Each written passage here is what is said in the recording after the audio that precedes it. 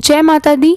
आज की इस वीडियो में आप जानेंगे माता की चौकी कैसे हटानी है, कैसे विसर्जन करना है, पूजा में जो सामग्री चढ़ाई है उसका क्या करना है, कलश, नारियल, हवन की राख, माता रानी को अर्पित किए श्रृंगार का क्या करना है। तो इसलिए आप सभी से अनुरोध है कि आप वीडियो को अंत तक जरूर देखिएगा। कमेंट सेक्शन में जय माता दी जरूर लिखिएगा और अगर विसर्जन से रिलेटेड कुछ पूछना चाहते हैं तो उसके लिए भी कमेंट जरूर कीजिएगा।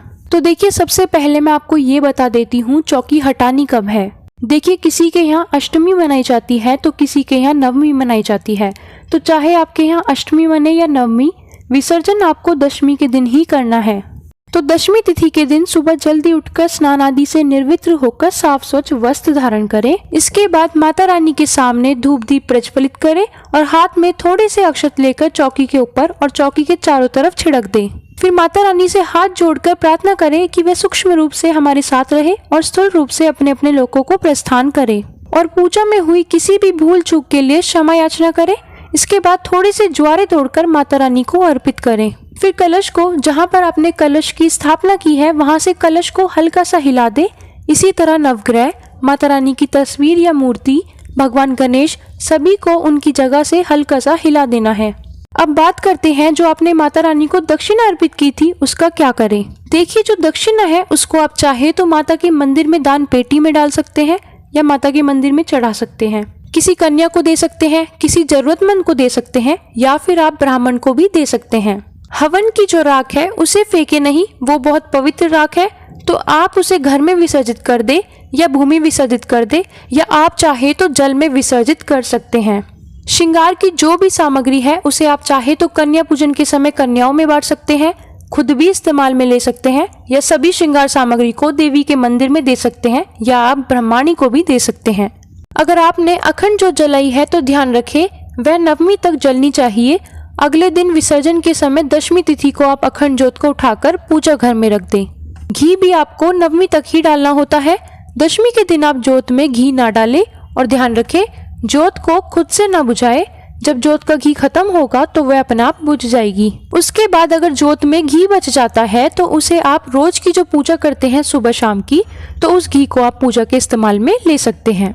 नवग्रह का भी आप चाहे तो भूमि विसर्जन कर दे या जल विसर्जन कर दे या फिर आप चाहे तो नवग्रह की जो सुपारी है उनको स्वच्छ पानी से धोकर घर में अगर कोई पूजा दोबारा होती है तो उसमें नवग्रह की स्थापना में इस्तेमाल कर सकते हैं। और जो वस्त्र रूप आपने कलावा नवग्रह को अर्पित किया था उसको विसर्जन कर दे। इसी तरह भगवान गणेश का जो कलावा या जनेऊ अर्पित किया था उसका भी आप जल विसर्जन कर दें। देखिए, बहुत सी जगह पर कन्या पूजन करते समय जो नारियल है उसे प्रसाद रूप में कन्याओं को दिया जाता है। तो कई लोग मंदिर में देते हैं तो कई लोग बहते हुए जल में नारियल का भी विसर्जन कर देते हैं। आपके घर में जिस भी नियम का पालन किया जाता है आप उसी नियम का पालन करें। अब बात कर लेते हैं कलश का जो जल है उसका क्या करें। देखिए, नारियल को हटाने के बाद कलश के अंदर स्थापना के समय जो आपने इलायची, हल्दी की गांठ और सिक्का डाला था उसमें से आप सिक्के को लाल कपड़े में लपेटकर अपने पर्स, अलमारी या तिजोरी में रख दे। बाकी जो हल्दी, इलायची, लौंग ये सब है इनका आप विसर्जन कर दें। इनका विसर्जन भी आप चाहे तो गमलों की क्यारी में कर दें या जल विसर्जन कर दें। और जो कलश का जल है ये बहुत पवित्र जल है तो इसे आप पूरे घर में छिड़क दे। खुद पर, परिवारजनों पर छींटा लगाए, बस बाथरूम में ना छिड़के, ये ध्यान रखें। अगर जल बच जाए तो उसे सूर्य देवता को अर्घ्य दे दे। अगर विसर्जन में देरी हो जाए, सूर्य अस्त हो जाए तो बचे हुए जल को गमलों में डाल दे। पूजा की जो फूल माला है और कलश के अंदर जो आपने आम या अशोक के पत्ते लगाए थे उन सभी का विसर्जन कर दे। और जो कलश के ऊपर पूर्ण पात्र में आपने चावल रखे थे, माता रानी की स्थापना के लिए अक्षत का आसन लगाया था, गणेश जी की स्थापना, नवग्रह की स्थापना, इन सभी की स्थापना के लिए जो अक्षत रखे थे उन सभी को पक्षियों के लिए डाल दे। अब ज्वारे का क्या करें ये जान लेते हैं। कई लोग अष्टमी नवमी के दिन कन्या पूजन में ज्वारों को कन्याओं के कान में लगाते हैं तो कई लोग दशमी तिथि की पूजा में इस्तेमाल करते हैं या कई लोग विसर्जन कर देते हैं। तो आपके घर में जिस भी नियम का पालन किया जाता है उसी का पालन करें। अगर आप लोग दशमी पूजा में ज्वारों का इस्तेमाल नहीं करते हैं तो ज्वारों को आप गमलों की क्यारी में डाल दे या जल विसर्जन कर दे। माता की जो मूर्ति है या तस्वीर है उनको आप वापस पूजा घर में स्थापित कर दे। और जो चुनरी आपने अर्पित की थी उसे आप चाहे तो बाद में माता रानी को उड़ा सकते हैं, विसर्जन कर सकते हैं या किसी कन्या को भेंट स्वरूप दे सकते हैं। और जो स्थापना के समय आपने नारियल पर चुनरी लपेटी थी उसका आप विसर्जन कर दे।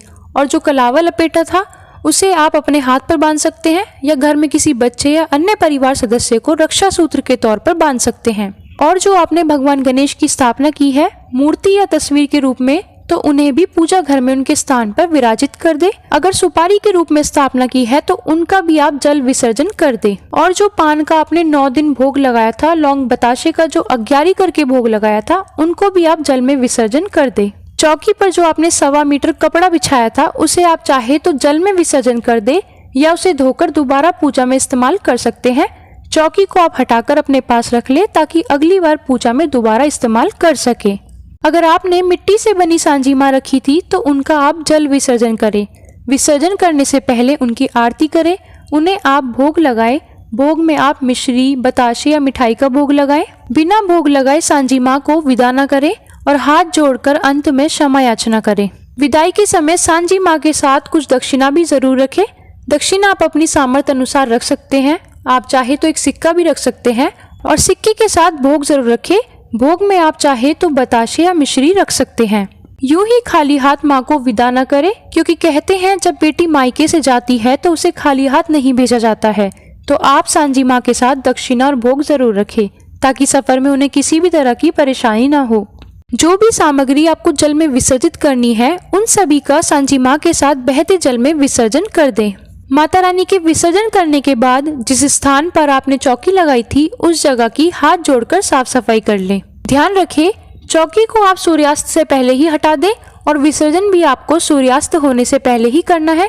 राहु काल का विशेष रूप से ध्यान रखें। राहु काल के समय माँ को विदा नहीं करना है।